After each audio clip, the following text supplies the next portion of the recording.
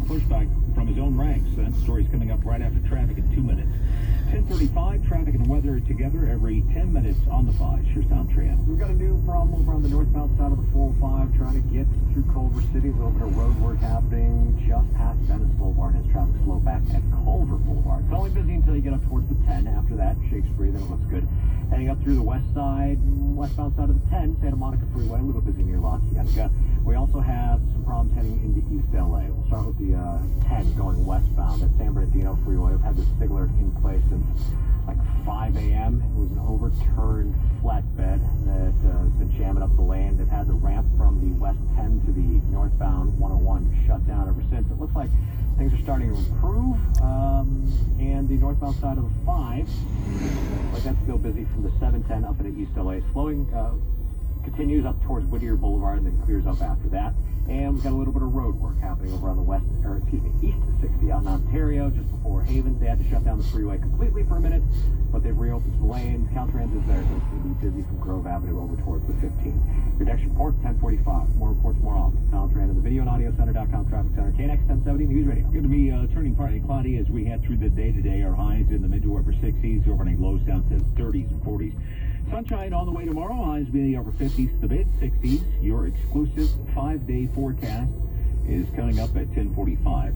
Currently 61 degrees in Baldwin Park. We have 57 in Commerce, 61 degrees in Lake Forest at 10:37. A civil lawsuit's been filed by the Ellen County Prosecutors Union to try to stop directives from new District Attorney George Gascon that would eliminate 3 strike allegations and some sentencing enhancements. President of the Association of Deputy District Attorneys, Michelle Hennessy, tells KNX the judge will now decide what prosecutors have to do. Follow the legal directives of the elected district attorney, or follow our obligations under the law and the oath we took as officers to protect the Constitution to obey the law. UC Berkeley Law School Dean Erwin Chemerinsky tells KNX that past DAs have done what Gascon has done, but on a smaller scale. And there was no pushback as to them. George Gascon was elected on a platform of decreasing mass incarceration and more humane punishment, and he has the legal authority to carry out what he's elected to do. Gascon's allowing sentencing enhancements to remain in certain extraordinary circumstances or cases involving more vulnerable victims. Black Lives Matter has released a statement in support of Gascon, saying that people voted for him because they want transformative change and an end to mass incarceration.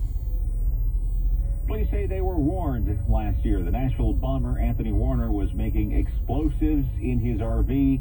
His girlfriend called 911 in August of 2019 to relay that information. Police went to the home. They were not able to make contact with Warner. Eventually, they closed the case. And couple's attorney says it doesn't make much sense since Warner often talks about the military and bomb making. If somebody had checked Tony out and gotten him the help that he needed, then this would have never happened. Police reports his officers saw the RV in the backyard, but it was fenced off and it was unclear if it was searched at the time. Information about Warner is also sent to the FBI, but the FBI says they didn't find any records on Warner. British regulators give another coronavirus vaccine the green light. Offers some different benefits than those produced by Pfizer and Moderna. UK officials are looking for the best way to distribute the vaccine that will have the greatest impact in slowing the spread. Regulators plan to give the first dose, which provides good immunity, followed 12 weeks later by a second dose. This extended timeline allows for more people to get the shot while producing more vaccine, essentially doubling the number of people vaccinated in the near term. That plan could make the UK one of the first countries to be COVID-free through a vaccine. The U.S. has put $1.2 billion behind this vaccine, ordering 300 million doses. The question now is whether the FDA will speed up its approval process in light of the decision by the regulators in the UK.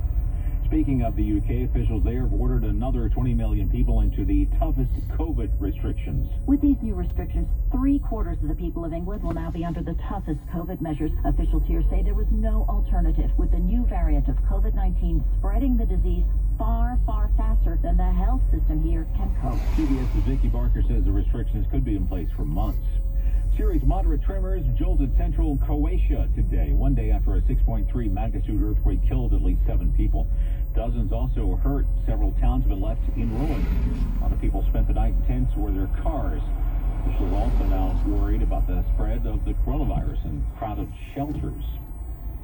Volcanoes that have been quiet for decades now rumbling to life in the eastern Caribbean. It's prompting officials there to issue alerts in Martinique and St. Vincent and the Grenadines. Scientists say they're rushing in to study the activity. The most recent warning was issued late Tuesday for a volcano in St. Vincent. Officials have warned people to get ready to leave if it's needed. An active volcano also on Montserrat. Seismologists say that, in fact, both of them are rumbling is a coincidence, but not a related phenomenon. CHP running a traffic break on the northbound 605 near Live Oak.